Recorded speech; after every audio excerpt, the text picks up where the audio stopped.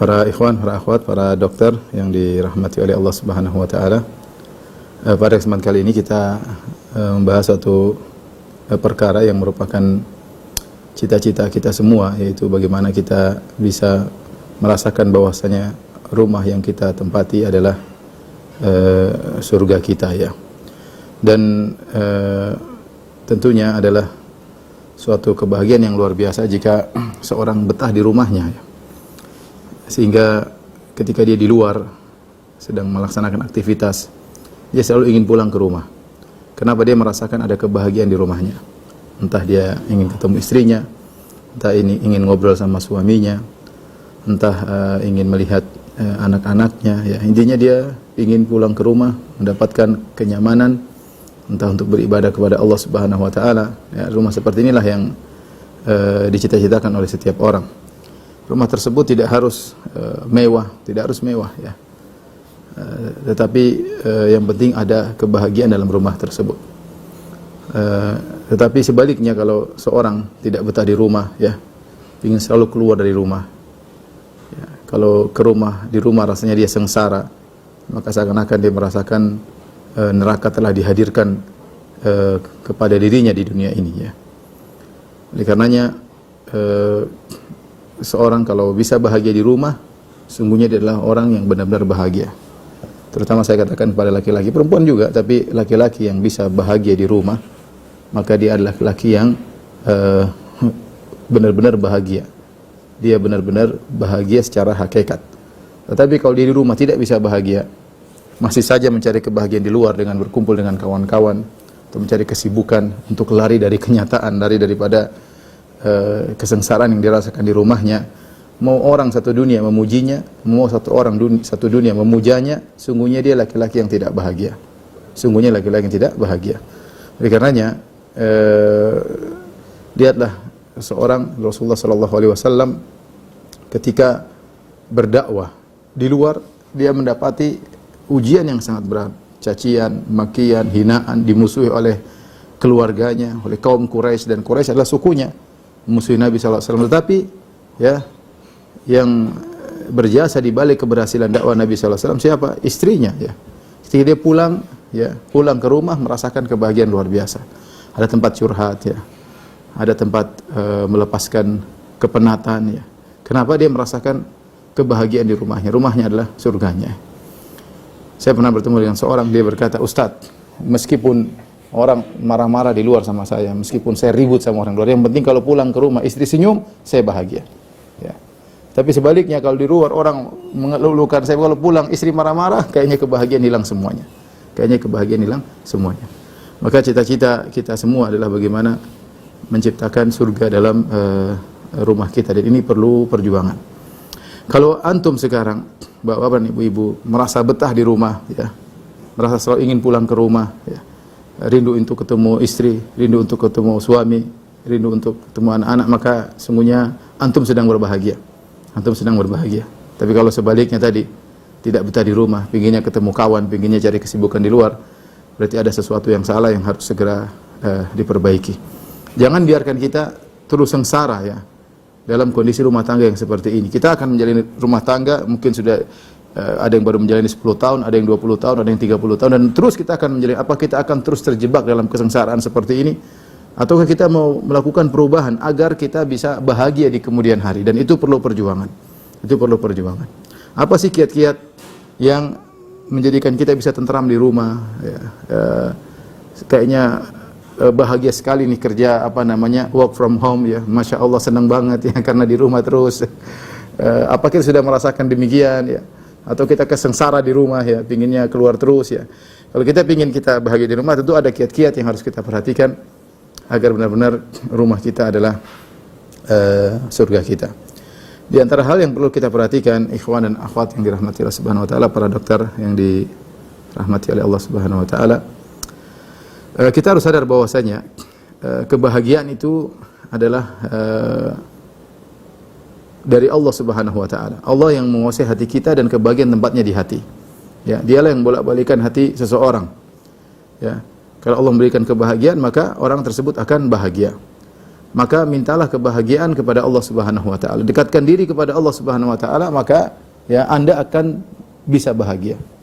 Anda akan bisa bahagia. Bahkan bisa jadi Anda bahagia meskipun dalam kondisi yang menurut orang tidak bahagia. Bahkan seorang bisa bahagia meskipun ternyata pasangan hidupnya tidak beres, tapi kalau dia dekat dengan Allah, dia akan bisa bahagia. Ya. Kalau kita dapati para ulama bagaimana mereka bisa bahagia, ya, meskipun dengan banyak ujian, ancaman, tantangan, mereka bisa bahagia. Ya. Apa kata Ibnu Taimiyah rahimahullahu taala? Ma yaf'alu a'da'i bi jannati fi qalbi. Kata Ibnu Taimiyah rahimahullah, apa yang hendak dilakukan musuh-musuhku kepadaku? Ya, surgaku di hatiku. Surgaku di hatiku, ya.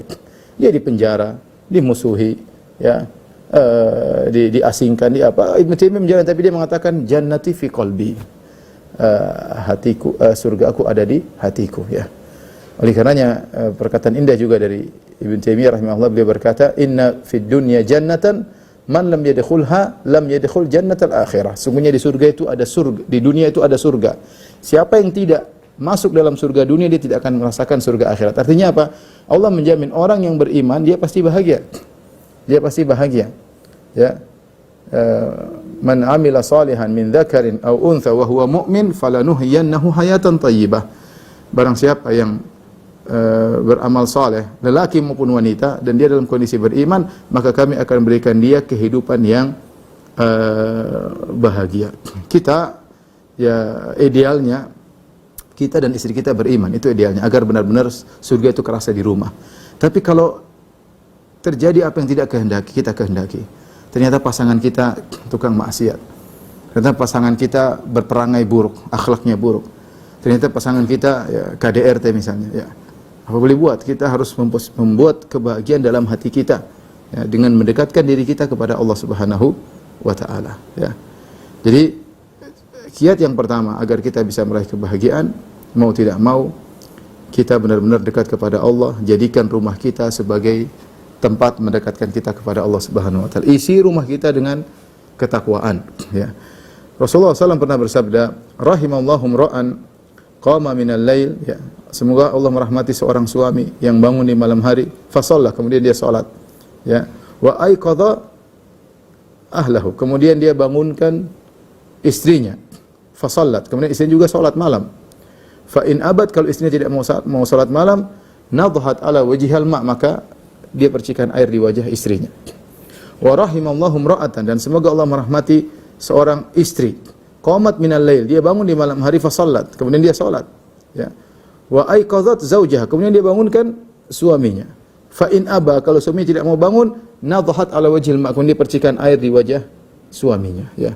Lihat bagaimana kerjasama antara suami istri dalam ketakwaan kepada Allah Subhanahu wa taala. Ini sebab utama kebahagiaan. Sebab utama kebahagiaan, ya. Ini kunci utama, bukan dengan harta yang banyak, ya. Bukan dengan kemewahan, bukan. Kita tidak menafikan bahwasanya harta itu juga memudahkan kita untuk bahagia, ya. Tetapi yang paling utama adalah iman, ya. Ketika kita dan istri kita orientasinya adalah akhirat, kerjasama dalam akhirat, maka sangat mudah Allah memberikan kebahagiaan bagi kita dan istri kita. Taib, kita bisa tanya pada diri kita, sejauh mana kita pernah bekerja sama seperti ini? Bangun malam, sebelum tidur kita sudah sepakat, sayang, siapa yang bangun duluan, ya, percikan air, ya. Bangunkan. Kalau enggak bangun, percikan air, ya.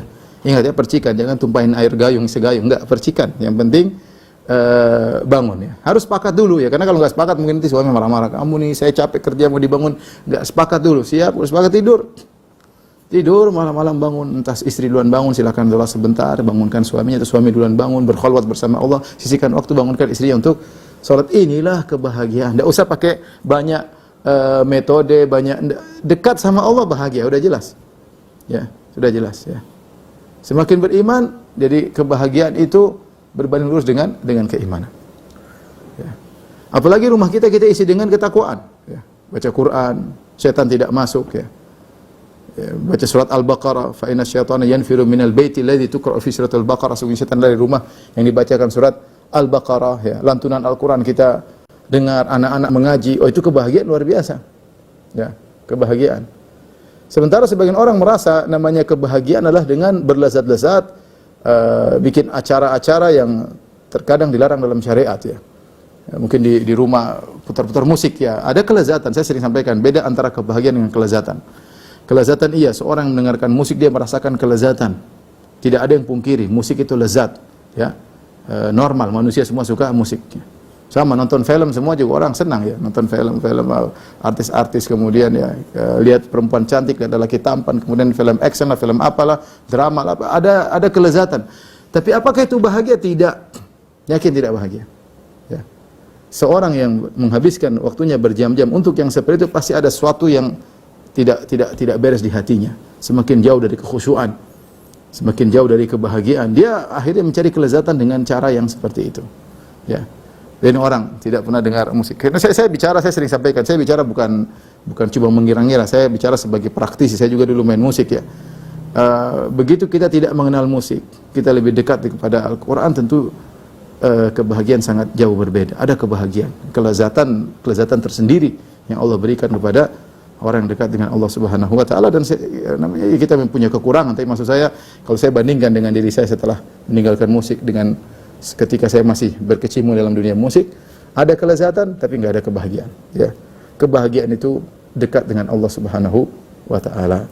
Maka mulai sekarang ini kita kerjasama sama istri, orientasi kita adalah akhirat. Bagaimana akhirat kita? Bagaimana kehidupan kita setelah kematian ini? Kita pikirkan, sama-sama pikirkan. Kerjasama antara suami istri untuk bisa menuju ke sana. Tatkala kita dekat dengan Allah, pasti Allah kasih kebahagiaan.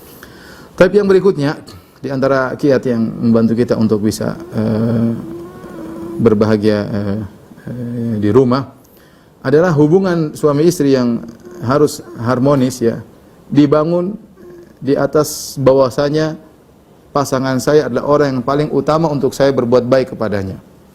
Ya. Dan terlalu banyak dalil yang menunjukkan akan hal ini ya. Seperti sering saya sampaikan bagaimana Nabi SAW bersabda, khairukum li ahlihi wa ana khairukum li ahli. Sebaik-baik lelaki ya di sisi Allah adalah yang terbaik bagi istrinya, dan aku adalah suami yang terbaik. Rasulullah SAW meletakkan al-khairiyah, keterbaikan di sisi Allah. Caranya bagaimana? Dengan menjadi terbaik bagi istri. Dengan menjadi terbaik bagi istri. Ini isyarat bahwasanya orang yang paling utama untuk kita berbuat baik kepadanya adalah istri, dari sisi apapun ya. Sisi senyum, dari sisi memberi hadiah, dari sisi memberi nafkah, dari sisi memaafkan, dari sisi menyisihkan waktu untuk ngobrol. Yang paling utama adalah pasangan kita. Karena Nabi yang mengatakan, sebaik-baik kalian terbaik bagi istrinya, harus lebih baik daripada kawannya, daripada bosnya, daripada temannya, daripada siapapun ya. Istri yang paling utama untuk kita baiki. Ya. Yang bilang begitu siapa? Nabi SAW. Dan ini ibadah. Tatkala seorang suami tahu bahwasanya ibadah dia adalah dengan berbuat yang terbaik bagi istrinya, ya, maka dia akan jalani dan dia bersabar dan dia akan diberi kebahagiaan oleh Allah Subhanahu wa taala. Ya. Jika kita punya waktu untuk ngobrol sama kawan, maka istri lebih utama untuk kita ajak ngobrol. Kalau kita punya waktu untuk mentraktir kawan, istri kita lebih utama untuk kita traktir. Kalau kita mudah maafkan kawan kita, mencaci maki kita, maafkan istri kita lebih utama untuk kita maafkan. Dan seterusnya. Ya. Kalau kita bisa menghormati kawan ketika berbicara, maka istri kita lebih utama kita menghormatinya ketika dia sedang berbicara dengan kita. Tunjukkan penghargaan, kita dengar apa yang dia omongkan. Ya. Demikian baru kita bisa meraih kebahagiaan, dan itu adalah ibadah, berbuat baik kepada istri. Ya. Demikian pula istri terhadap suami. Ya. Orang yang paling utama untuk dia baik adalah suaminya. Ya. Apalagi terlalu banyak dalil yang menegaskan akan hal itu. Kata Nabi SAW, "Lau kuntu amiran ahadan an yasjuda li ghairillah la amartul mar'ata an tasjuda li zawjiha."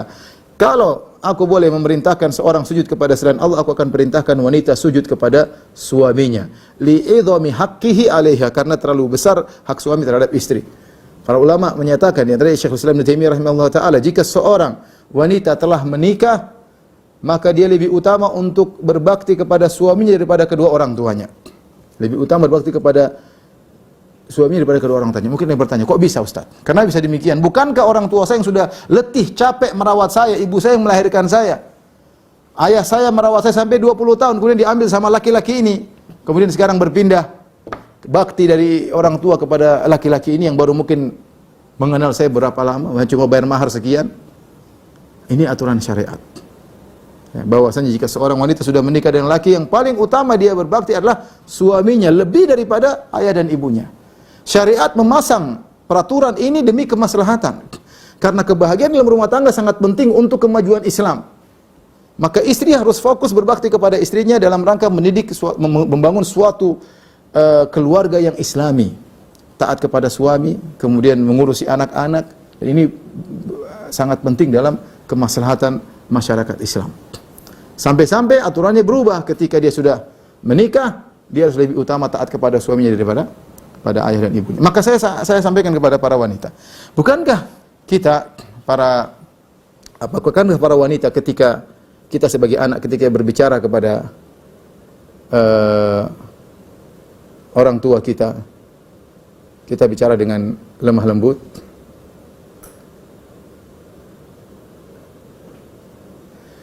Saya ulangi, bukankah ketika kita berbicara dengan orang tua, kita bicara dengan lemah lembut, kita berani angkat suara, kita merasa kita bersalah kalau kita angkat suara depan ayah dan ibu kita, hendaknya wanita juga menghidupkan hal ini, menghadirkan dalam dirinya, suami saya haknya besar ya. Saya lemah lembut sama dia, dia dapat pahala. Saya angkat suara bermasalah pada hari kiamat kelak ya. Ini harus diingat. Jadi intinya, saya tidak ingin panjang lebar, tapi orang paling utama untuk kita berbuat baik adalah pasangan hidup kita ya. Maka sungguh sedih jika seorang suami mendapati istrinya ya, kalau berbicara sama orang lain, Masya Allah manis, kalau angkat telepon, ya akhi, benar akhi, bahkan kalau telepon sama Gojek saja, oh ya pak, ini Masya Allah, tapi kalau sama suaminya, ini nggak benar seperti ini. Mending suaminya jadi Gojek biar dilembutin terus sama istrinya. Kalau sama tukang bakso saja lemah lembut ya, Mas, bakso mas, tambah lagi dong mas, lemah lembut. Kalau suaminya itu ambil, oh, subhanallah. Mungkin suaminya berangan-angan jadi tukang bakso agar dilembutin oleh istrinya. Jadi maksud saya ya, aneh kalau seorang wanita lemah lembut sama orang lain, sama suaminya tidak lemah lembut. Dan demikian juga aneh jika seorang lelaki, Masya Allah, sama kawan-kawannya punya waktu ngobrol, ketawa, ketiwi, kesana kesini, sama istrinya nggak ada waktu. Jadi harus kita rubah cara pola pikir kita. Kita kan cari pahala. Allah kasih pahala banyak di rumah. Di antaranya, jadilah pasangan yang terbaik untuk pasanganmu. Jadilah seorang yang terbaik untuk pasanganmu. Seorang laki, dia tahu bahwasanya kalau cari pahala besar, jadi yang terbaik bagi istri. Seorang istri juga tahu, senyum kepada suaminya tidak sama dengan senyum sama orang. Senyum sama suaminya pahalanya besar. Ya, karena syariat yang menyuruh untuk berbakti kepada suami. Ketika kita tidak menghadirkan perasaan seperti ini, sehingga kita akhirnya bermuamalah dengan pasangan kita seadanya ya, seadanya. Padahal semakin kita berakhlak mulia kepada pasangan kita, semakin tinggi kedudukan kita di sisi Allah Subhanahu wa taala. Sampai kita berinfak saja, sebenarnya dalam Sahih Muslim kata Nabi sallallahu alaihi wasallam, dinarun anfaqtahu fi sabilillah, satu keping dinar kau infakkan di jalan Allah. Wa dinarun anfaqtahu fil miskin, satu dinar yang kau berikan kepada seorang miskin. Dinarun anfaqtahu fi raqabah, satu dinar yang kau infakkan di budak. Wa dinarun anfaqtahu ala ahlik, dan satu dinar yang kau infakkan kepada keluargamu. A'dhamuhu ajran alladhi anfaqtahu ala ahlik, yang paling besar pahalanya adalah yang kau infakkan pada istrimu ya. Ini menguatkan dalil bahwasanya berbuat baik kepada pasangan sangat diutamakan. Tapi di antara perkara yang membantu kita untuk bisa menciptakan kebahagiaan di rumah kita, ya, menciptakan surga di rumah kita, yaitu berusaha kita ya kalau membahasa kita untuk romantis antara satu dengan yang lainnya ya. Jangan kita sungkan-sungkan untuk memuji istri kita, dan istri juga jangan sungkan-sungkan memuji untuk mengucapkan kata-kata indah untuk memuji suaminya. Ini mungkin kita rasakan di awal-awal pernikahan. Lama-lama semakin hambar, lama-lama semakin pahit, sehingga tidak kita lakukan lagi. Ya, tidak kita lakukan lagi. Kita romantis karena Allah pahalanya besar di sisi Allah Subhanahu wa taala. Jangan disangka cari pahala cuma baca Quran, cuma salat malam. Tidak, kita berbuat baik pada istri, menunjukkan kasih sayang kepada istri, ini semuanya berpahala.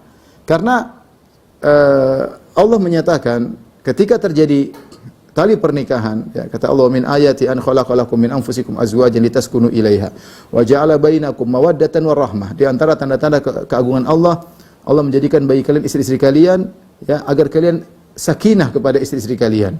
Wa ja'ala bainakum mawaddatan warahmah, dan Allah menjalin antara kalian rasa cinta dan kasih sayang. Semua perkara yang kita lakukan yang bisa memupuk ini, mawaddah, sakinah dan rahmah, semuanya berpahala di sisi Allah Subhanahu wa taala, semuanya. Karena di antara tujuan pernikahan adalah menciptakan mawaddah, rahmah dan sakinah. Dan segala perkara yang bisa mengantar kepada maqasiduz zawaj, kepada tujuan pernikahan, maka semuanya berpahala di sisi Allah Subhanahu wa taala. Apapun yang Anda lakukan bisa menambah kecintaan istri kepada Anda dan bisa menambah kecintaan suami kepada anti, lakukanlah. Itu berpahala. Ini urusan duniawi, ya, ya. Kalau kita lihat contoh Nabi SAW, luar biasa ya Rasulullah SAW, bagaimana romantisnya kepada istri-istrinya, ya. Ya, ini sudah saya sampaikan bagaimana kajian khusus tentang masalah ini, ya. Bagaimana romantisnya Nabi SAW. Bahkan Nabi kalau mau minum saja, Rasulullah SAW ambil gelas Aisyah, kemudian Rasulullah SAW putar, Rasulullah SAW minum dari bekas bibirnya Aisyah. Ya, romantis dalam hal minum saja, ya. Dan Aisyah, wanita yang punya perasaan tinggi, memperhatikan hal ini. Dia mengatakan, lihat Rasulullah SAW kalau mau minum, dia ambil gelas, kemudian dia minum di bagian bekas bibirku. Bagi kita laki-laki apa sih masalah sepele ini, tapi bagi wanita tidak sepele. Bagi mereka ini tanda kecintaan dan yang lainnya, ya. Aisyah menyatakan kalau dia makan, Rasulullah SAW ambil bekas gigitannya, Rasulullah SAW gigit dari bekas gigitan Aisyah radhiyallahu taala anha. Lihat bagaimana sayangnya Nabi sampai dia melakukan demikian agar istrinya tahu bagaimana rasa sayang dia kepada istrinya. Ketika Nabi ditanya, man ahabun nasi ilaik, siapa yang kau cintai? Dia sebut Aisyah, sebut namanya. Rasulullah SAW menunjukkan bagaimana cintanya kepada istrinya, ya. Dan banyak hal, ya. Rasulullah SAW kalau manggil Aisyah, ya Humaira, wahai wanita yang saking putihnya sampai nampak rona-rona merah di pipinya. Al-Humaira artinya wanita yang berkulit putih, saking putihnya nampak rona-rona merah di pipinya. Ya Al-Humaira, ya Humaira, ya Humaira, kata Nabi SAW. Lihat, ini banyak hal, ya. Kita tentunya tidak ingin menjelaskan masalah ini karena pembahasannya panjang. Tapi bisa berikan contoh sepele. Rasulullah SAW romantis dalam masalah makan dan minum. Rasulullah SAW sempatkan keromantisan. Rasulullah SAW dalam memanggil saja, Rasulullah SAW masih sempatkan romantis. Manggil dengan bukan panggilan-panggilan sembarang, tapi panggilan-panggilan kasih sayang kepada istrinya yang memberi isyarat bahwasanya panggilan tersebut muncul dari seorang yang cinta kepada pasangannya. Nah, kita dalam kehidupan rumah tangga butuh seperti ini. Butuh kita tahu istri kita sayang sama kita. Dan istri kita juga butuh bahwasanya kita sayang sama dia. Bagaimana caranya? Ya, lakukan apa yang bisa kita lakukan. Jangan sampai orang-orang sana, orang-orang yang melakukan kemaksiatan, yang mungkin berzina, mereka bisa romantis, ya. Sementara kita yang ngaji, tahu dalil, kita enggak bisa romantis. Padahal ini berpahala. Apa susahnya? Apa susahnya? Ikhwan, ya antum lebih pengalaman, ya. Tapi apa susahnya kita bangun pagi kalau istri kita cium keningnya, sayang salat subuh, apa susahnya? Atau kita bangunkan salat malam, sayang salat malam, doain anak-anak, kita cium keningnya, kita pijit tangannya, apa susahnya? Ya. Kalau enggak bangun-bangun kita semprotkan air. Apa susahnya? Penting dia bangun. Bagaimana caranya? Kalau enggak mau bangun lagi, fisik. Kalau kamu enggak bangun, Habib poligami, ya, bangun pasti. Intinya maksud saya, kita apa susahnya kita romantis, ya. Saya bilang, saya pernah lihat ketika saya jalan kaki di depan, di dekat rumah, ada seorang wanita ngantar suaminya sampai di pagar luar. Kemudian cium tangan suaminya ingin pergi ke kantor. Masya Allah, ya. Ini romantis, ya. Romantis. Saya lihat sendiri, Masya Allah, ya. Ya, kita mungkin nggak harus di luar, tapi yang penting di rumah benar-benar kita romantis. Apa susahnya kalau istri kita tidur, kita ambil selimut, kemudian kita tutup badannya, ya. Dan itu kita jaga keromantisan tersebut. Jangan cuma di awal-awal pernikahan saja. Kita yang masih muda, yang sudah tua, tetap aja keromantisan itu indah. Dan itu sunnah. Dan itu sunnah Nabi, ya. Perkara yang dianjurkan dalam syariat, ya. Ya. Wanita pun demikian. Apa susahnya kalau kemudian dia cium suaminya, dia cium tangan suaminya, ya. Apa susahnya dia pijit suaminya, ya. Apa susahnya dia mengatakan, Masya Allah sayang, kamu tampan sekali hari ini. Apa susahnya dia muji, ya. Ya. Nanti istrinya juga kalau baru cukur rambut misalnya, gimana rambut, bilang aja Masya Allah kamu tambah cantik. Apa susahnya? saking syariat membolehkan, saking syariat ingin menjaga namanya kecintaan antara suami istri, syariat membolehkan gombal. Dalam syariat boleh gombal, boleh bohong untuk menumbuhkan cinta kasih. Kata Nabi SAW, la yahillul kadhibu illa fi thalath. Tidak halal dusta kecuali pada 3 perkara. Di antaranya hadis rajul ila imra'atihi wa haditsul mar'a ila zawjiha. Perkataan seorang suami terhadap istrinya dan istri terhadap suaminya. Di antaranya tadi dalam pujian-pujian. Ya. Dalam pujian-pujian. Muji kita muji. Wanita senang dipuji, apapun kita puji rambutnya, puji hidungnya, puji badannya, puji warna kulitnya. Banyak mau bisa kita puji ya. Ah, mas ini gombal aja, bohong. Enggak benar, kita bilang aja begitu biar padahal kita bohong, tapi tidak ada masalah ya. Kamu adalah wanita tercantik yang pernah saya lihat. Ah, mas gombal. Meskipun dia tahu kita gombal, dia senang, enggak apa-apa. Perempuan seperti itu senang digombalin. Ya. Tapi intinya sampai saking begitunya syariat ingin adanya keharmonisan antara rumah tangga sampai dalam hal ini dibolehkan bohong untuk menambah kecintaan antara suami dan istri ya. Ini harus kita praktekkan ya. Tidak cukup hanya teori ya. Lihat bagaimana Nabi sallallahu alaihi wasallam ketika iktikaf. Nabi sallallahu alaihi wasallam mengeluarkan kepalanya di jendela, kemudian Aisyah dari dalam rumah karena dinding rumah Nabi dengan masjid bersambung, Aisyah dari dalam rumah menyisir rambut Nabi sallallahu alaihi wasallam. Apa susahnya ibu-ibu kemudian suaminya mau pergi dia sisir rambut suaminya ya. Mau ke kantor dia sisir rambut suaminya, siapkan baju ya. Kenapa ibu tidak bisa melakukannya ya? Berhias diri di hadapan suami, berusaha penampilan yang terbaik di hadapan suami. Suami sebelum pulang, kalau tahu jadwal suami pulang jam 5, jam 4 sudah siap-siap mandi, bersih-bersih, nyambut suami. Jangan sampai ada tercium bau sedikit pun di hadapan suami. Ini berpahala ibu-ibu. Berpahala ibu-ibu ya. Ya, rapikan tempat tidur, kemudian bersihkan, kasih parfum. Suami disambut dengan senyuman, dengan pelukan. Ini adalah keindahannya. Suami pun demikian, tentunya persiapkan diri untuk bertemu dengan istri dengan aroma yang wangi agar bisa menyenangkan istri. Intinya ini adalah keromantisan yang harus dijaga dalam kehidupan rumah tangga dan semuanya berpahala. Ingat kata Nabi SAW, wa fi bud'i ahadikum sadaqah. Engkau menggauli istrimu sedekah. Engkau menggauli istrimu sedekah ya. Kata Nabi SAW, lasta tunfiqu nafaqatan tabtaghi biha wajhallah ila ujrita 'alaiha luqmatan tajlu fi imratik. Tidaklah kau menginfakkan apapun, kau mengharap wajah Allah, kecuali kau dapat pahala sampai suapan yang kau suapkan ke mulut istrimu. Orang suapan di mulut istrinya, ini lagi di puncak-puncak romantis. Istrinya disuap, Masya Allah. Ya. Pahala, ya. Pahala di sisi Allah Subhanahu wa Ta'ala. Ini menunjukkan tentang sempurnanya Islam. Islam tidak hanya mengatur antara hubungan seorang hamba dengan Rabbnya, tapi antara interaksi antara hamba dengan yang lainnya, terutama antara seorang suami dengan istrinya. Baik, perkara berikutnya yang mungkin bantu kita untuk menciptakan kebahagiaan di rumah, menjadikan rumah kita adalah rumah yang merupakan surga ya. Jika terjadi perselisihan, pertikaian, dan ini tentunya suatu hal yang sangat mungkin terjadi, bahkan pasti terjadi dalam kehidupan rumah tangga ya, tidak selamanya kita selalu serasi dengan istri kita. Terkadang ada cekcok ya. Itu harus kita ingat adalah perkara yang wajar ya. Bukan cuma dalam rumah tangga kita yang terjadi cekcok ya, bahkan dalam rumah tangga orang-orang lebih hebat daripada kita, lebih soleh daripada kita. Rumah tangga para sahabat, rumah tangga antara Ali bin Abi Thalib dengan Fatimah, rumah tangga antara Nabi SAW dengan istri-istri terjadi cekcok ya. Jadi kemudian jangan kita akhirnya menganggap istri kita rendah, atau istri kita menganggap kita adalah seorang rendah. Ini perkara yang wajar. Cuma bagaimana menghadapi cekcok tersebut agar kebahagiaan tetap bisa terjaga, ini harus kita perhatikan. Ikhwan dan akhwat yang dirahmati Allah Subhanahu wa Ta'ala, di antara poin penting ketika terjadi ketidakcocokan antara kita dan istri kita, dan itu sangat mungkin terjadi ya.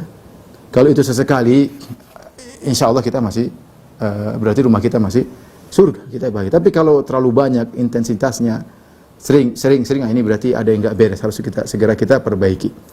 Tapi intinya kalau terjadi cekcok ya, yang pertama kita lakukan ya adalah jangan lupakan kebaikan lawan, ya. Kebaikan pasangan, jangan lupakan. Rasulullah SAW larang hal tersebut, ya, laki-laki maupun perempuan. Langsung ingat, langsung pasang dalam benak kita, ini yang di hadapan saya adalah ibunya anak-anak. Yang di hadapan saya adalah seorang wanita yang sangat mencintai saya. Yang di hadapan saya adalah seorang wanita yang ketika saya sakit yang merawat saya. Wanita pun demikian, di hadapan saya adalah bapaknya anak-anak. Di hadapan saya laki yang bekerja keras untuk memberikan saya banyak pemberian, ya. Di depan saya adalah seorang laki yang berusaha menjaga kehormatan saya. Jadi begitu, kita ingat kebaikan pasangan kita. Kalau kita ingat kebaikan pasangan kita, ya, mudah bagi kita menghadapi permasalahan, ya. Karena kita sedang berhadapan orang yang mencintai kita. Kita tahu dia cinta kepada kita. Sementara iblis datang ingin menggambarkan bahwa sini orang depanmu sudah bosan dengan kamu, benci kepada kamu dan macam-macam. Ceraikan saja, cari wanita yang lain. Dan iblis seperti itu ingin kita pisah dengan istri kita. Maka langsung kita hadapkan, depan saya adalah orang yang sangat sayang kepada kita. Maka ketika seperti itu, kita lebih mudah untuk menghadapi pertikaian. Yang kedua, ketika terjadi perselisihan, hendaknya kita pasang dalam diri kita, kita punya nisbah, kita punya saham dalam terjadi pertikaian tersebut, meskipun kita merasa 100% kesalahan istri kita, ya. Tapi jangan kita pasang bahwasanya 100% adalah kesalahan istri kita atau 100% adalah kesalahan pasangan kita, kesalahan suami kita. Kita harus pasang, saya juga punya andil terjadinya pertikaian tersebut. Ya, saya kasih contoh sederhana. Misalnya seorang laki, dia pulang, dia dapati ternyata istrinya main Facebook, kemudian kontak sama laki-laki lain, teman lamanya atau pacar lamanya, maka jelas 100% istrinya salah. Tetapi kita sebagai seorang beriman, kita ingat, bisa jadi kesalahan istri saya karena ada andil, saham dari saya. Mungkin saya kurang perhatian, mungkin saya kurang bermesraan dengan dia, mungkin saya tidak mendengar curhatannya, sehingga dia curhat sama laki-laki lain. Mungkin saya biarkan dia main internet kelamaan, saya tidak kontrol, saya biarkan saja. Ketika kita memasang bahwasanya saya juga punya saham dalam kesalahan, kita lebih mudah menghadapi permasalahan karena kita tahu kita punya andil dalam kesalahan tersebut. Lebih mudah diskusinya. Sama seorang wanita juga demikian. Mungkin dia dapati suaminya ternyata telepon perempuan atau ada hubungan mesra sama perempuan, ya mungkin dia marah, tapi dia pasang, mungkin saja suami saya begitu karena saya kurang melayaninya. Mungkin suami saya minta jatah untuk ke ranjang, saya selalu tolak. Mungkin, ya, kita pasang kesalahan dalam diri kita. Wanita. Sehingga suami saya akhirnya ingin cari kepuasan yang lain, bisa jadi. Jadi ini harus kita pasang, saya juga punya andil dalam kesalahan ini, sehingga dengan demikian mudah untuk menghadapi pertikaian atau permasalahan tersebut. Berikutnya, kalau ada permasalahan selama masih dalam rumah, masih kecil, jangan sampai keluar. Kalau sudah keluar, bukan kecil lagi, jadi besar. Keluar kepada mertua, keluar kepada ipar, ya. Dan ini sangat mungkin terjadi. Ya, sebagian wanita begitu punya masalah, ganti foto profil di status, ganti. Nah, repot. Orang semua lihat, ada apa Kok hatinya terbelah dua Aduh, repot, ya. Orang jadi tanya-tanya, ya. Ada sesuatu, ya.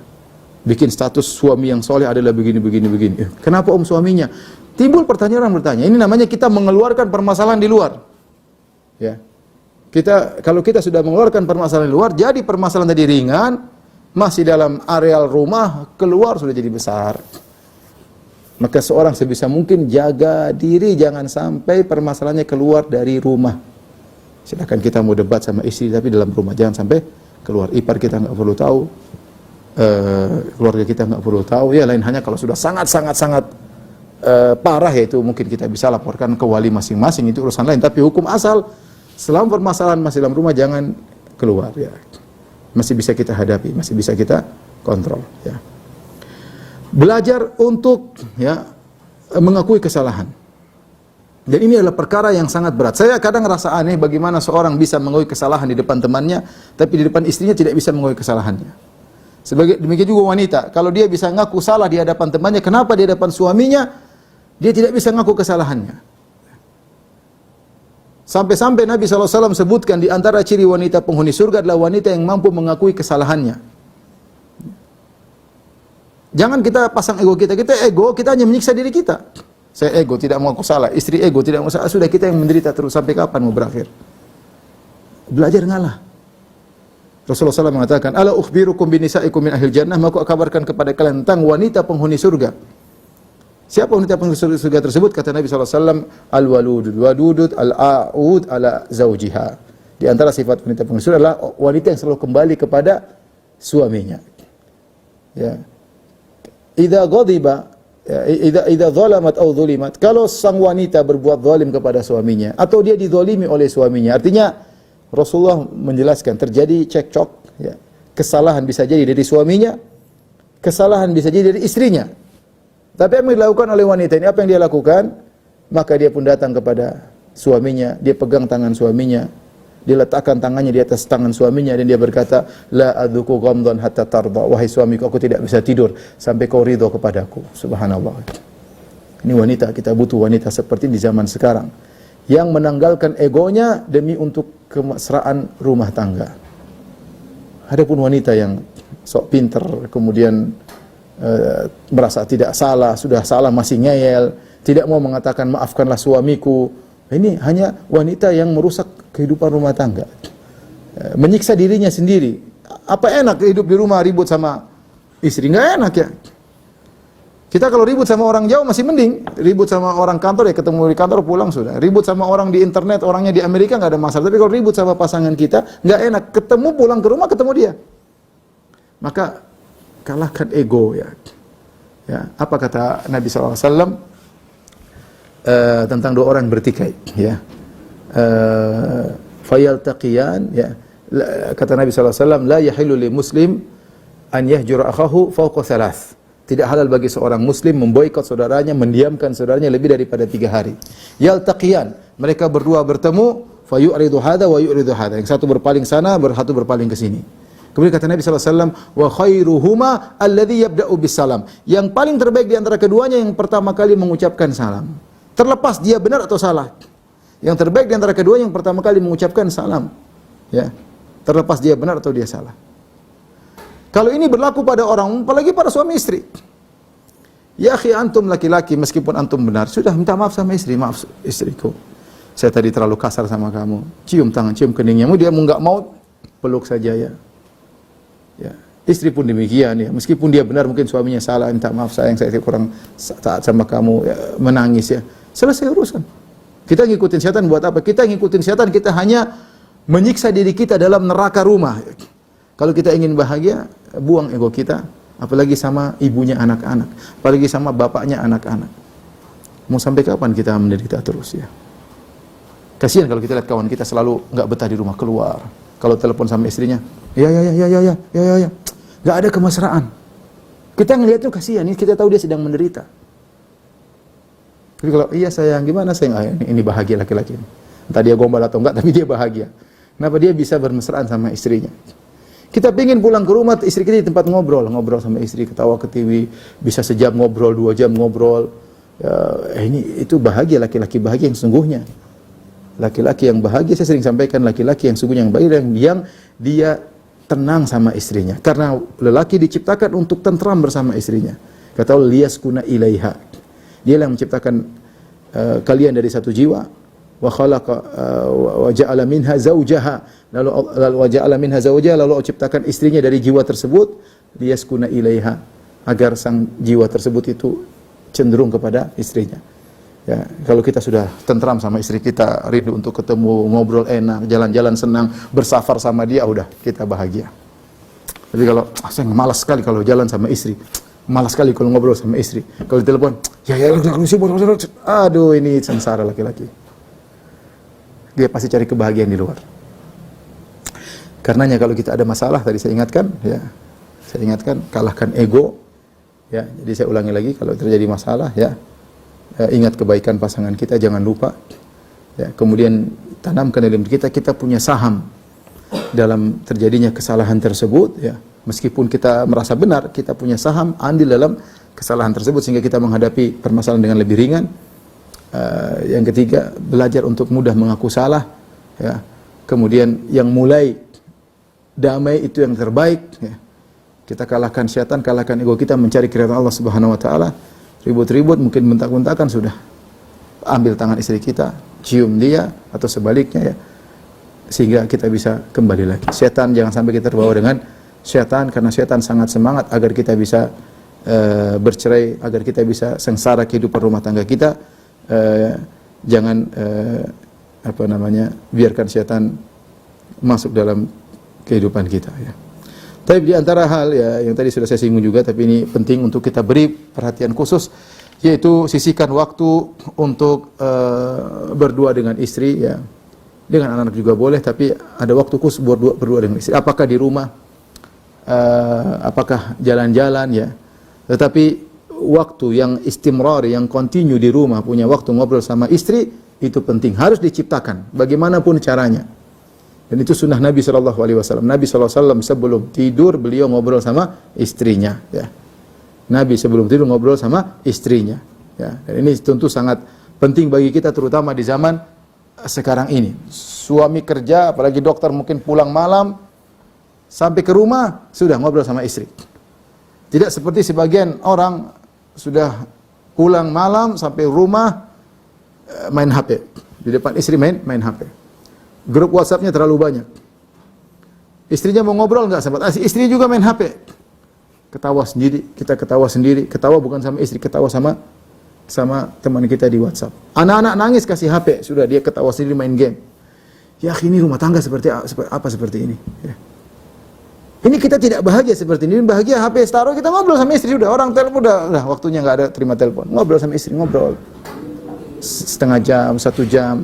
Setiap hari kita bahagia. Dan kita dapat pahala. Sisihkan waktu ngobrol sama istri. Tapi kalau kita termakan dengan medsos, ya, tidak sempat ngobrol sama istri, sebagaimana kita mau merasakan kebahagiaan. Ciptakan pembicaraan yang kita bisa nyaman. Saya sering sampaikan, ya. Saya ustadz, ya. Banyak hal yang saya baca, ya, ada perdebatan, pertikaian, masalah akidah, kesesatan. Kalau saya ngobrol sama istri, saya nggak akan ngobrol masalah itu. Ya. Itu bukan bidang istri saya. Nggak mungkin saya maksa istri saya masuk dalam dunia saya. Kemudian kita bicarain masalah penyakit hadis, kemudian hadis ini dhaif, hadis ini maudhu', nggak bicara masalah. Kita bicara lain, bicara anak-anak, rencana kemana, bicara tentang kegiatan bagaimana pembantu hari ini. Adalah obrolan yang enak untuk saya ngobrolkan dengan istri saya, yang saya bisa sesuaikan dengan dunia dia, ya. Ya. Jangan pulang kemudian kita ngobrol yang tidak nyambung. Kalau tidak nyambung, kita nggak akan ketemu dengan kenyamanan. Ya, kalau kita mau nyambung bicara masalah ini, bicara sama ustadz yang lain. Antum pun demikian, ya.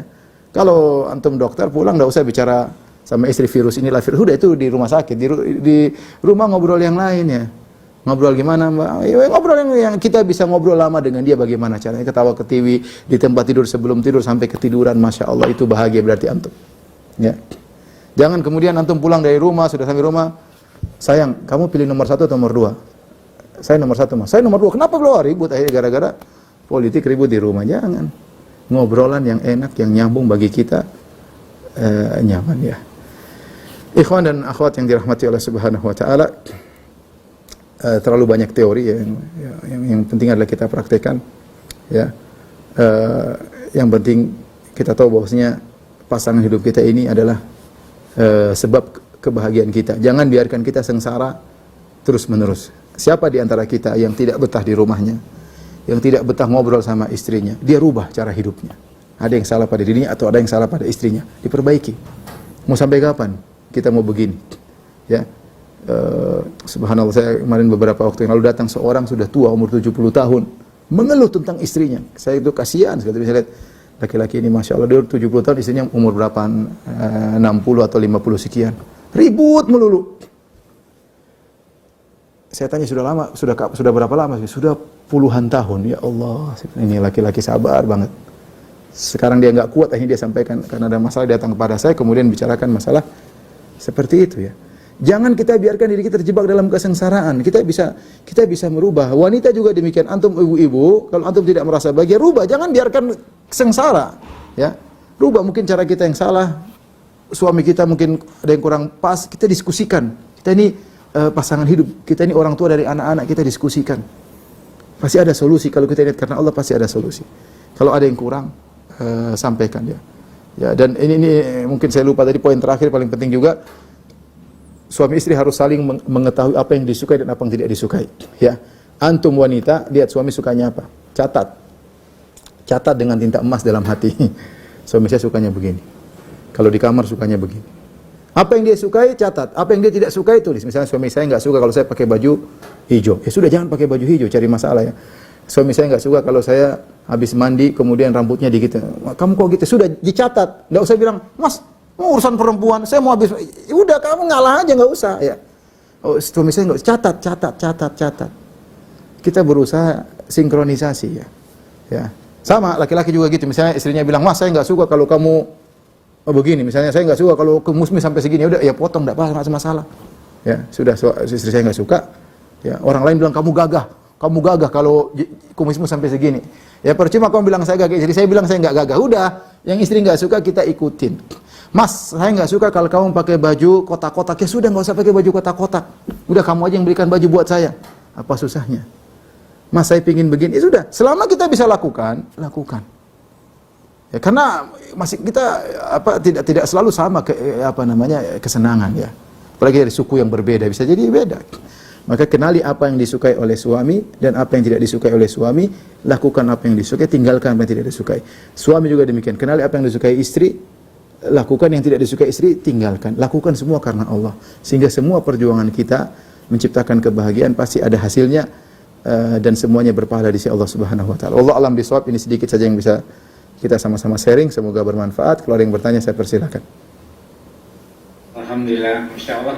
Barakallahu fiik, jazakallahu khair Pak Ustaz atas penjelasannya mengenai bait jenati ini. Semoga bermanfaat bagi kita semua dalam kehidupan kita sehari bersama pasangan kita. Baik, sebelum dimulai tanya jawab, saya ingatkan bahwa kajian pada hari ini dapat disimak kembali pada channel YouTube Wafidiat setelah acara ini selesai. Baik, untuk pertanyaan pertama saya buka untuk kesempatan untuk Dr. Satrio Wibowo dari Malang. Yang ini kebetulan baru sehat, baru sembuh dari dirawat di rumah sakit. Apa Dr. Satrio, silakan. Terima kasih Mas Bobi. Assalamualaikum Ustaz, saya Satrio Wibowo dari Malang. Mudah-mudahan masih ingat. Masih.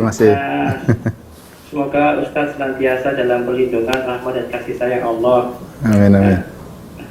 Pertanyaan saya, kadang ini kita tersabar hidayah atau berhijrah saat anak-anak sudah besar, dan kita juga ingin mengajak anak-anak untuk berhijrah, tapi sulit karena mungkin anak-anak ini sudah besar dan mungkin tumbuh dengan kita suami istri pada versi kita yang lama. Apa kiat-kiat Ustaz untuk supaya anak-anak ini bisa setahap demi tahap ikut berhijrah bersama orang tuanya. Dan mungkin yang satu lagi, yang kedua, kita bisa sedikit menerangkan mengenai arti azwajina wa dzurriyyatina qurrata ayun, itu maksudnya apa qurrata ayun? Terima kasih Ustaz. Jazakallah khair Dr. Satrio ya. Tentu ini adalah ujian berat bagi kawan-kawan yang hijrahnya belakangan ya. Dan kita dapati kawan-kawan juga begitu, mereka sudah berhijrah sementara mereka dulu pernah hidup sama anak-anak mereka dalam versi sebelum di-upgrade ya, versi lama.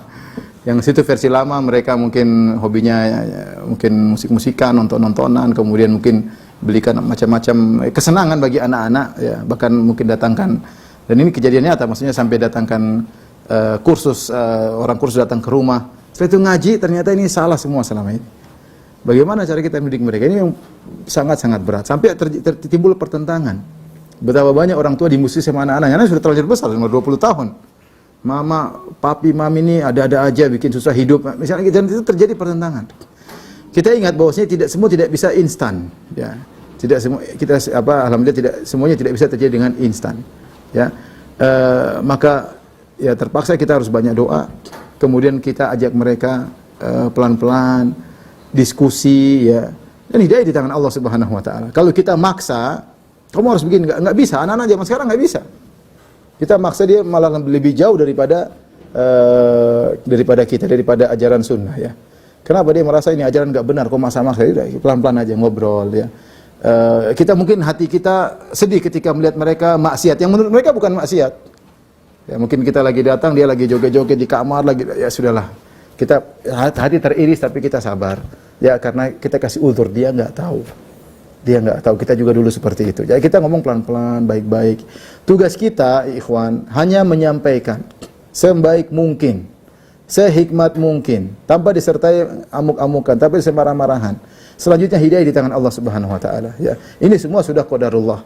Saya terlambat ngaji, ya sudah, alhamdulillah saya diberi hidayah di penghujung hidup saya. Ya, saya sekarang berusaha untuk beri petunjuk kepada anak-anak agar mereka dapat hidayah dari Allah Subhanahu wa taala. Tapi tidak ada cara lain kecuali kita banyak doa. Yang kedua dengan pelan-pelan diajak ngobrol, ajak diskusi, ya. Ajak pengajian. Kadang-kadang kita ngundang ustadz ke rumah misalnya, kasih pengajian, anak-anak bisa tanya, silakan kamu tanyalah sama ustadz. Mungkin kalau kita yang nyampaikan, dia mungkin nggak dengar, namanya orang tua kadang-kadang dia lebih dengar dari orang lain, ya.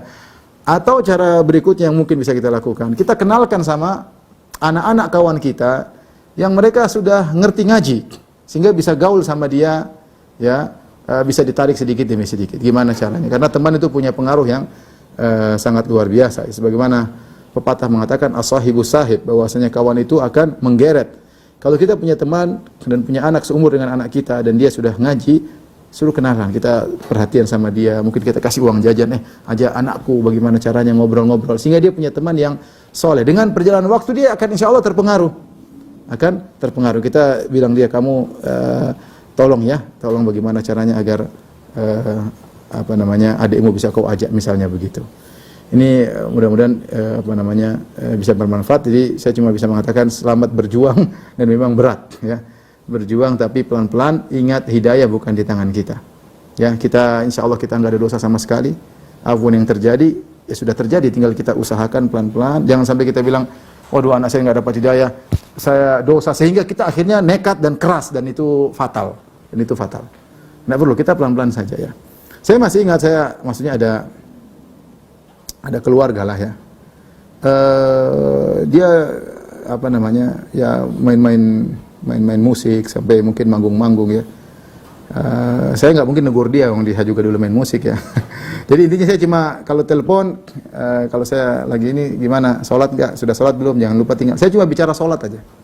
Selama anak ini dia masih sholat, suatu saat dia akan berhenti. Dan betul alhamdulillah sekarang sudah berhenti. Tapi maksud saya, sholat itu penting. Kalau dia sudah menggampangkan sholat, semakin sulit. Tapi kalau dia sholat, meskipun dia malas-malas, yang penting dia sholat, tetap saja ada iman yang memperbaharui dia. Entah 5 tahun, entah 7 tahun, entah 8 tahun. Suatu saat insya Allah dia kembali. Yang penting dia tetap sholat. Tapi kita masukkan pelan-pelan, tunjukkan kita sayang sama dia, ya. Kalau ada rezeki kita bawa umroh, ajak ngobrol, ya, seperti itulah. Wallahu a'lam bishawab. Yang kedua tadi apa Dr. Satria? Saya lupa. Qurrata ayun. Qurrata ayun maksudnya adalah penyejuk pandangan. Artinya jadikanlah istriku dan anak-anakku qurrata ayun, yaitu menjadikan tempat kebahagiaanku. Ya, kalau lihat istri kita senang. Duduk melihat istri kita, oh kita senang. Ya, kalau istri seorang wanita disenangi lihat sama suaminya, insya Allah itu penghuni surga. Karena Rasulullah mengabarkan, ya, wanita yang soleh itu apa? Kalau dilihat, engkau lihat menyenangkanmu, ya. Ya, kalau kau melihatnya sarratka, akan menyenangkan engkau. Kita betah melihatnya, ya. Betah karena di balik dia kecantikan terkumpul, kecantikan wajahnya, kecantikan akhlaknya, sehingga kita betah melihat dia. Jadi kalau wanita suaminya betah lihat dia, insya Allah itu wanita soleha, insya Allah. Tapi kalau ngelihat, aduh pahit rasanya, kemudian sudah itu kita harus perbaiki diri, wanita perbaiki diri agar suaminya senang melihat dia. Karena kecantikan itu, ini saya rasa Bapak setuju dengan saya, benar kecantikan fisik itu penting, tapi lebih penting daripada adalah kecantikan akhlak. Kalau seorang wanita terkumpul pada dia kecantikan fisik dengan kecantikan akhlak, nurun ala nur, cahaya di atas cahaya. Itulah sumber kebahagiaan seorang suami. Makanya kata Nabi benar, khairul mata'id dunya al-mar'atu salihah. Sebaik-baik perhiasan dunia adalah wanita yang salihah. Seorang kalau mendapatkan salihah, itu adalah aset yang kenikmatan yang luar biasa. Kenikmatan yang luar biasa, ya. Memiliki istri yang salihah. Maka siapa yang kebetulan mendapati istrinya kurang salihah, dia berjuang. Ya ikhwan, ingatlah, akhlak itu bisa berubah. Perangnya bisa berubah. Ini saya tidak ngomong kosong, maksudnya bisa berubah. Ya, tinggal kita banyak doa sambil kita usaha. Bangun malam menangis, ya Allah, perbaikilah akhlak istriku. Ya Allah, jadikanlah dia orang yang lembut. Terus berdoa, insya Allah dia bisa berubah. Dan itu bukan yang mustahil. Orang bisa berubah. Ya, kalau dari kufur bisa jadi beriman, sama dari pemarah bisa jadi penyabar, bisa. Dan ada buktinya, ya. Maka maksud dari qurrata ayun itu adalah penyejuk bagi. Lihat anak-anak senang, anak-anak taat, sayang sama orang tuanya, disuruh taat, kemudian ditelepon, ngangkat kalau kita lagi sibuk-sibuk, dia telepon, Abi, Umi bagaimana kabarnya? Wah, kita bahagia sekali. Ya, sampai kita tua dia masih telepon kita ya. Betapa banyak orang menderita ketika dia sudah tua, dia di puncak-puncak keberhasilan, anaknya juga lupa sama dia. Sibuk sama keluarganya, nggak pernah telepon orang tuanya, dan itu banyak terjadi ya. Dan itu banyak terjadi. Jadi kita berdoa kepada Allah agar diberikan istri yang solehah, diberikan anak-anak yang menyejuk hati kita, berbakti kepada kita tatkala kita masih hidup dan setelah kita meninggal dunia terus berbakti kepada kita. Wallahu a'lam bishawab. Insyaallah. Baik, sekarang Pak Ustaz, kita sambung ke pertanyaan dalam kolom chat. Ini sudah banyak sekali pertanyaannya, semoga semua bisa dibaca. Dari peserta kajian dari Ahmad, Ustaz, bagaimana cara mencikapi jika suami yang awalnya dulu selingkuh dan pacaran sampai 2 tahun lebih terang-terangan, dan sekarang qadarullah menikah siri dengan wanita tersebut? Masalahnya secara tidak langsung suami akidah dan pemikirannya berubah karena wanita ini.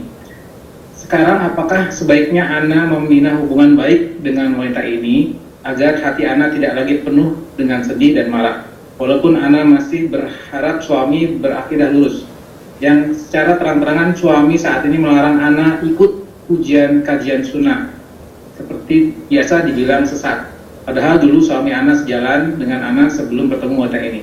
Apakah baik jika Ana berharap kepada Allah agar suatu saat nanti Allah beri hidayah sunnah kepada suami Ana? Ya, saya rasa ide yang sangat bagus ya, bersabar ya, baik sama suami, rubah sikap ya.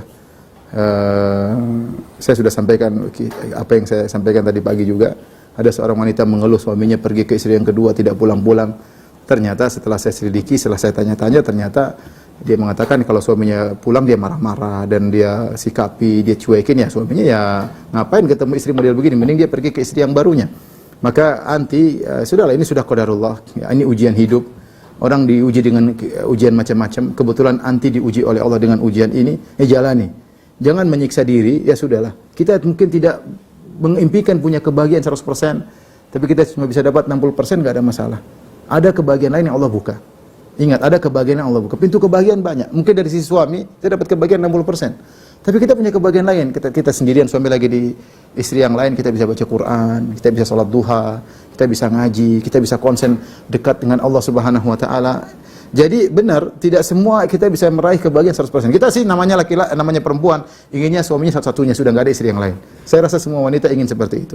Tapi tidak semuanya seperti itu. Ternyata suaminya punya istri kedua. Oh, dia mulai marah-marah. Ingin agar suaminya ceraikan istri kedua. Ternyata suaminya kawin lagi istri ketiga, udah dia putus asa. Kira ke istri keempat sudah selesai. Udahlah. Kita cuma dapat kebahagiaan dari suami 20%. Taruh, enggak apa-apa. Cari kebahagiaan yang lain. Allah akan bukakan pintu kebahagiaan kalau kita sabar menghadapi itu semua. Jadi apa yang disampaikan oleh penanya sangat baik. Berusaha kenal wanita tersebut, ya, dekat sama suami, diskusi pelan-pelan, ya, kembalikan kondisi seperti sedia kala. Saya rasa kalau suami lihat kita ridho, kita tidak berusaha menjatuhkan istri yang lain, insya Allah suami tambah sayang. Ya, insya Allah kita, itu memang melawan hati nurani. Nurani kita ingin menjatuhkan istri yang lain, karena kecemburuan itu sangat tinggi. Tapi coba kita tunjukkan, ya sudah mas, saya ridho, kamu jaga diri, silahkan ke sana. Kita tunjukkan kita ridho, mudah-mudahan suami tambah sayang sama kita. Ketika dia tahu kita sayang sama dia dan dia juga sayang sama kita mudah berdiskusi masalah agama, ya. Wallahu a'lam bishawab. Insyaallah. Sekarang Pak Ustaz. Dari Ibu Ulana. Bismillah, Assalamualaikum.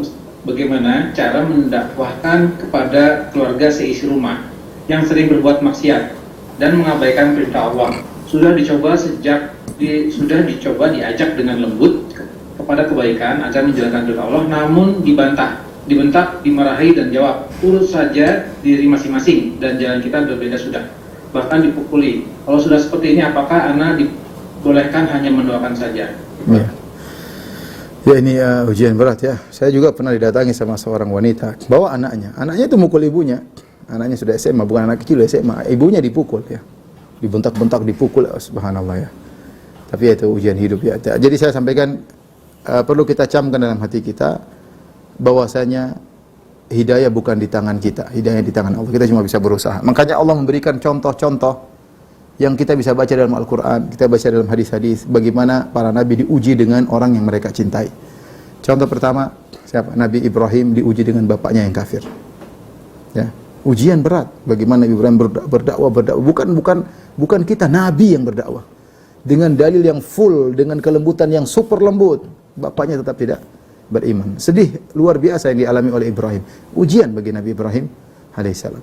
Kita juga dengar kisah tentang siapa? Nabi Nuh.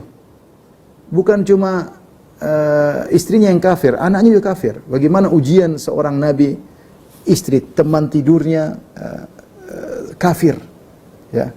Dia berdakwah ke sana kemari, orang yang sangat dia sayangi tidak bisa dapat hidayah. Anak yang dia sayangi tidak dapat hidayah. Sampai anaknya meninggal di hadapan dia. Sampai ombak sudah, dia bilang, ya bunayya arkam ma'ana wala takum al kafir, wahai anakku. Saya mengatakan wahai anakku, dia tidak mengatakan tolol, kafir, makanya Abi sudah bilang kamu enggak dengar, mati kamu. Enggak. Dia sayang, anakku ke sini. Nanti kita bicara agama belakangan, ke sini dulu. Anaknya masih sombong. Qala sa'awi ila jabalin ya'simuni minal ma. Aku akan menuju kepada puncak gunung yang aku selamat. Kemudian datang ombak matikan anaknya. Dan dia masih berdoa, ya Allah, inna bni min ahli wa inna wa'dakal haq. Ya Allah, sungguhnya ini anakku, ya, dan engkau janjimu adalah kebenaran untuk menyelamatkan keluargaku. Allah tegur. Tapi ini ujian bagi Nabi Nuh alaihissalam, istrinya kafir, anaknya kafir. Nabi Lut juga demikian, ya, istrinya kafir. Jadi maksud saya ada ujian, ya, di hadapan kita, ya, dan para anbiya telah menghadapi ujian lebih berat daripada kita, sehingga sebagai kita untuk menghibur diri kita baca kisah-kisah para nabi. Nah, kita harus pasang dalam diri kita bahwasanya hidayah bukan di tangan Allah. Bukan di tangan kita, tapi di tangan Allah Subhanahu wa taala. Tugas kita adalah menasihati anak-anak dengan cara yang terbaik. Jangan mukul-mukul. Sudah bukan saatnya zaman sekarang. Dia semakin benci sama kita. Kita berdoa, sekali ada waktu ngobrol lagi.